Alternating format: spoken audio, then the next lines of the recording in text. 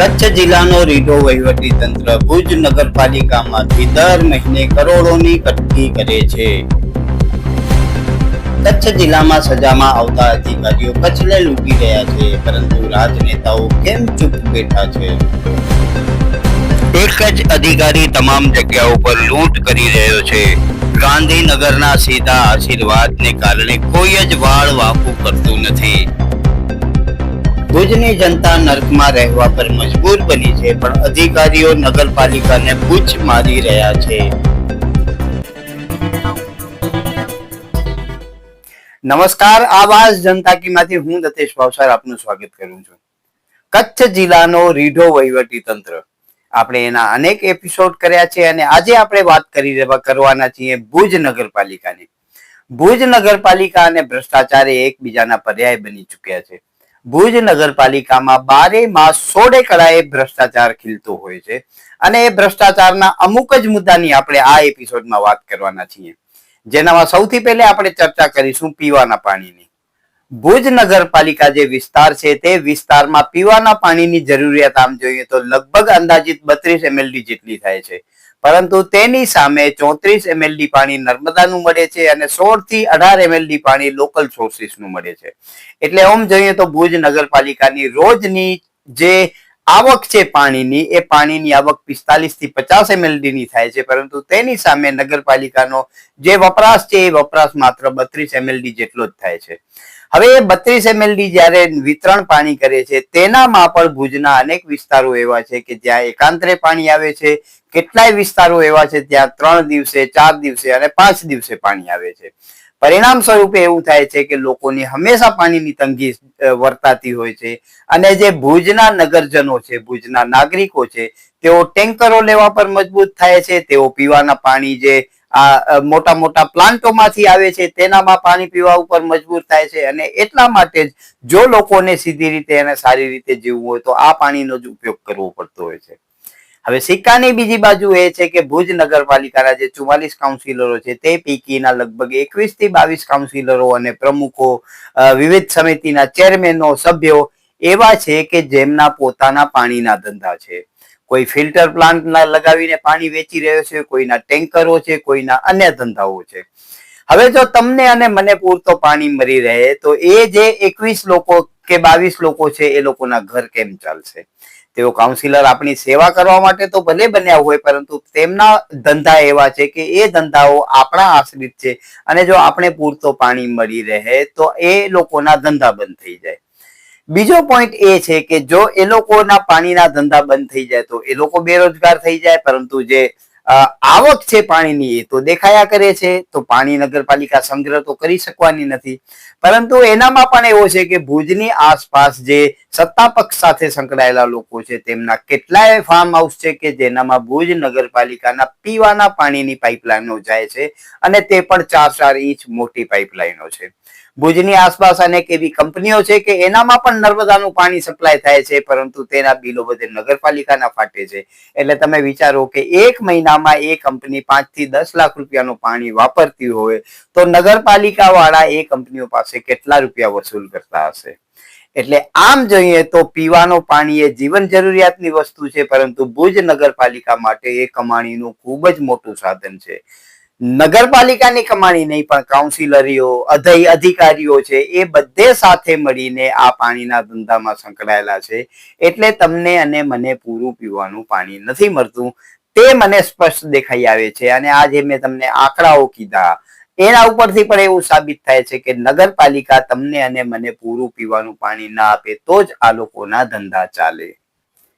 હવે આવું ન થાય તે જોવાનું કામ કોનું છે? એ જોવાનું કામ છે મુખ્ય અધિકારીનું. ભુજ નગરપાલિકાના મુખ્ય અધિકારી અત્યારે ડોક્ટર અનિલ જાદવ છે અને એ ગત એપિસોડમાં આપણે ચર્ચા કરી હતી કે અનિલ જાદવના કેવી રીતે 5 આંગળી ઘી અને માથું કડાઈમાં છે. ભાડામાં પણ એ મુખ્ય અધિકારી, નગરપાલિકામાં પણ એ મુખ્ય અધિકારી, ભુજ પ્રાંતની જવાબદારી પણ એમની. એટલે એ બધી જગ્યાએથી એમના જે કામો છે એ કામોના પારિતોષિક એમને મળતા હોય છે. અને નગરપાલિકા લગભગ 1200 કરોડ રૂપિયાનું એનું બજેટ હતું ગત, આજે તો મને નથી ખબર, પરંતુ તમે વિચારો કે દર મહિને જ્યાં 100 કરોડ રૂપિયાનો ખર્ચ થતો હોય તો એનામાં કટકી કેટલી મોટી થતી હશે. આમ કાઉન્સિલરો, વિવિધ સમિતિના ચેરમેનો, જે સભ્યો છે અને આ અધિકારીઓ છે એ બધે ખૂબ જ મોટો, એટલે કે સમજી લો દર મહિને 8 થી 10 કરોડ રૂપિયાનો બૂચ મારે છે અને એ બૂચ મારીને પોતાના ઘર ભરે છે, પરંતુ આપણે સુવિધાઓ મળતી નથી. હવે વાત કરીએ ગટર લાઈનની, તો ભુજ શહેરમાં એવા ચિહ્નિત અમુક વિસ્તારો, 8 થી 10 વિસ્તારો એવા છે કે જેનામાં દર વર્ષે નહીં તો બીજા વર્ષે અથવા ત્રીજા વર્ષે ગટરના પાઇપો બેસી જાય. મંગલમ પાસેની વાત કરીએ કે સંતોષી માતાના મંદિર પાસેની વાત કરીએ કે આપણે હમીસર તળાવથી ખાસરાના મેદાન તરફ જવાની વાત કરીએ કે અન્ય અનેક એવા વિસ્તારો છે કે જેની વાત કરીએ, ત્યાં કને દર વર્ષે 2 વર્ષે 3 વર્ષે પાઇપલાઇનો બેસી જાય અને એ પાઇપલાઇનો બદલાવવામાં કરોડો રૂપિયાનો ખર્ચ થાય છે. હવે આપણે જોયું હતું એક એપિસોડમાં કે એ પાઇપલાઇન બદલાવવામાં જે જૂની પાઇપલાઇન હતી એની થિકનેસ અને હાલ જે પાઇપો નાખ્યા હતા તેની થિકનેસમાં ખૂબ જ ફરક પડે છે.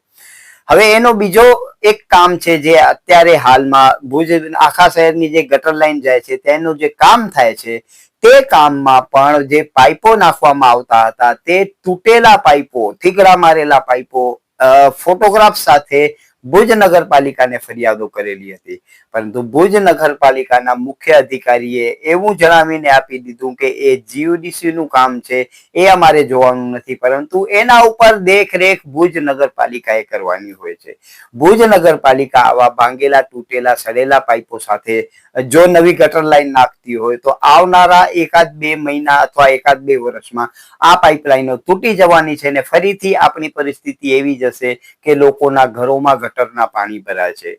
દાદુપીર રોડ ઉપર આપણે ગત સમયમાં જોયો હતો કે કેમ લોકોના ઘરોમાં ગટરના સ્વિમિંગ પુલ ભરાઈ ગયા હતા. એનું મુખ્ય કારણ આ જ છે કે નગરપાલિકાના કોન્ટ્રાક્ટરો, અધિકારીઓ અને આ જે સત્તામાં બેઠેલા લોકો છે એમની મિલીભગતથી જે કરોડો રૂપિયાનું કામ છે એનામાં ખૂબ મોટી કટકી કરવામાં આવે છે અને એ કટકીના કારણે દર 2, 3, 4 વર્ષે આ કામ ફરીથી કરવામાં આવે ને એનામાં વળી 3 વર્ષે ફરી બીજી કટકી થાય, એના પછીના વર્ષે વળી બીજી કટકી થાય.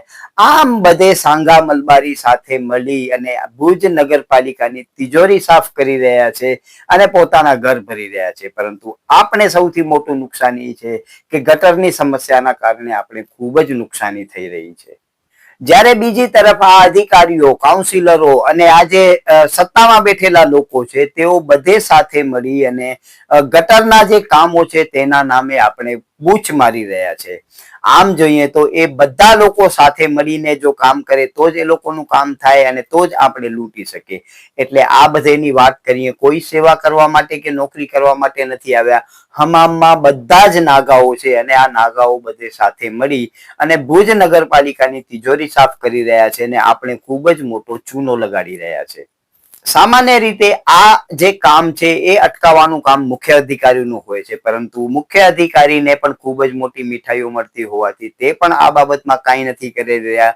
અને આપણી સૌથી મોટી મજબૂરી છે કે જ્યારે શ્રાદ્ધ પક્ષ આવે ત્યારે આજે બધે કાળા કાગડાઓ છે, આમ તો બધાએ કાગડાઓ કાળા જ છે, આજે બધે કાગડાઓ કાળા છે, તેમને ભ્રષ્ટાચાર રૂપી ખીર પૂરી આપણે ખવડાવવી પડે છે.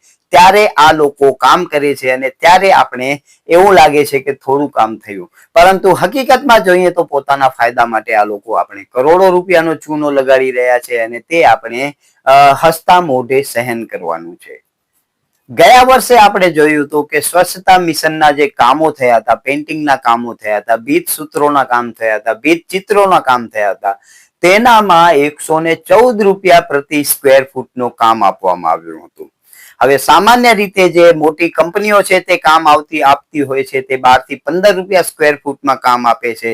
જે મોટી સિમેન્ટની કંપનીઓ છે કે દૂધની કંપનીઓ છે કે એ કંપનીઓ જે વોલ પેઇન્ટિંગનું કામ આપે છે, અંદાજિત 12 થી 15 રૂપિયાનું કામ આપતી હોય છે. એમનું કામ વધારે હોય એટલે કદાચ ભાવ નીચા હોય, પરંતુ માની લઈએ કે એના ડબલ 25 થી 30 રૂપિયા સ્ક્વેર ફૂટનું કામ હોય, એ 114 રૂપિયા સ્ક્વેર ફૂટમાં ભુજ નગરપાલિકાએ આપેલો અને એ પણ એવી રીતે આપેલો કે જે ટોપનો બીડર હતો એને એ કામ આપવામાં આવ્યો, પરંતુ એના ભાવથી નીચા ભાવના જેટલા પણ લોકોએ ટેન્ડર ભર્યા હતા એકેના ટેન્ડર પાસ ન થયા, અને માત્ર ચિહ્નિત થયેલા વ્યક્તિ જે કચ્છ જિલ્લાના ભાજપ સાથે જોડાયેલા મોટાર ગજાના નેતા, જિલ્લા કક્ષાના નેતા છે, તેના સંબંધીનું કામ હોવાના કારણે તેને કામ દેવામાં આવ્યું અને એ કામમાં પણ લાખો રૂપિયા ખાઈ જવામાં આવ્યા. તમે વિચારી લો કે 114 રૂપિયા ફૂટમાં એ દિવાલ ઉપર પ્લાસ્ટરે થઈ જાય, પેન્ટિંગે થઈ જાય, તોય પણ કદાચ 114 રૂપિયામાં 5-10 રૂપિયા આપણે કમાવા મળે.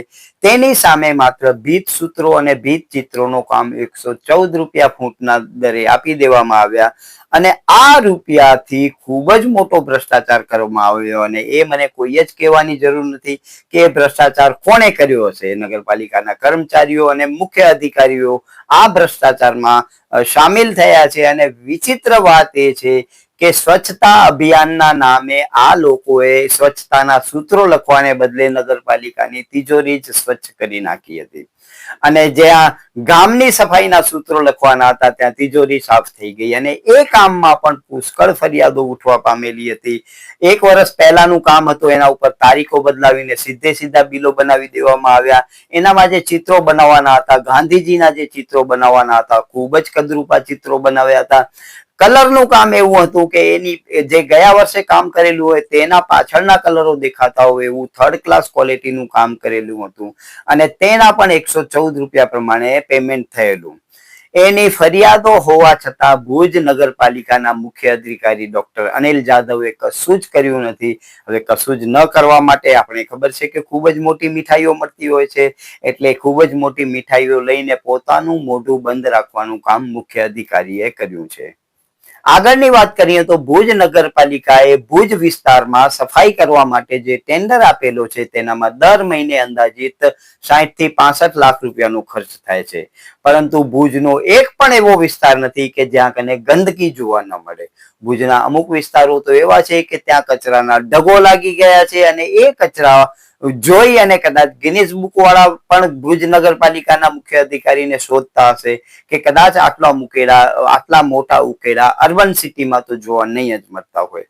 હવે આ જે કામ થઈ રહ્યો છે એ કામમાં તમને વાત કરું તો નિયત કરેલા વાહનો હોવા જોઈએ તે પણ આજની તારીખમાં એ ટેન્ડર ધારક પાસે નથી.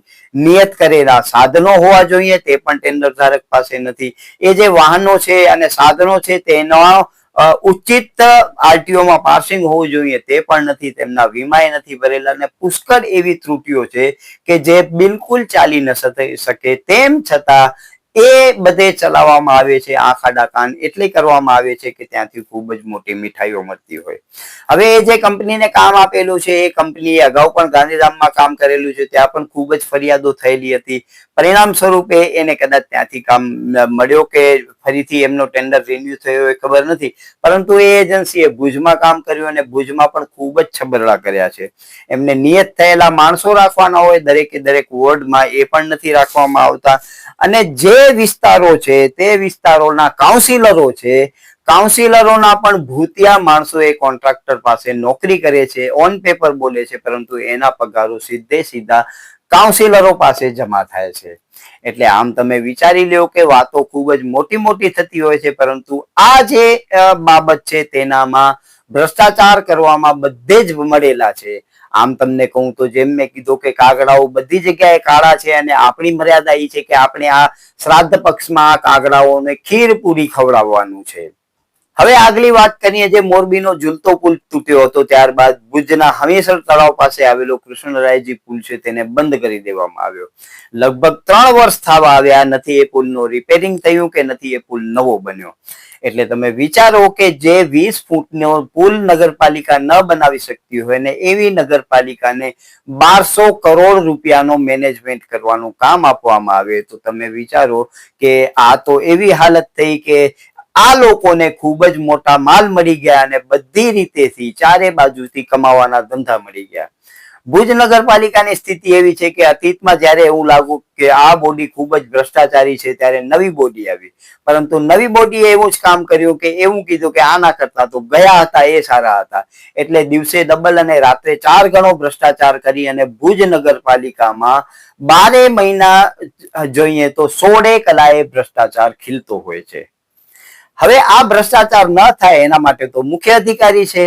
આ મુખ્ય અધિકારી જો એની સાથે ભળી જતા હોય, એટલે આપણે માનીએ કે વાડ જ ચીબડા ગળી જતી હોય, તો એ પરિસ્થિતિમાં આપણું શું થશે?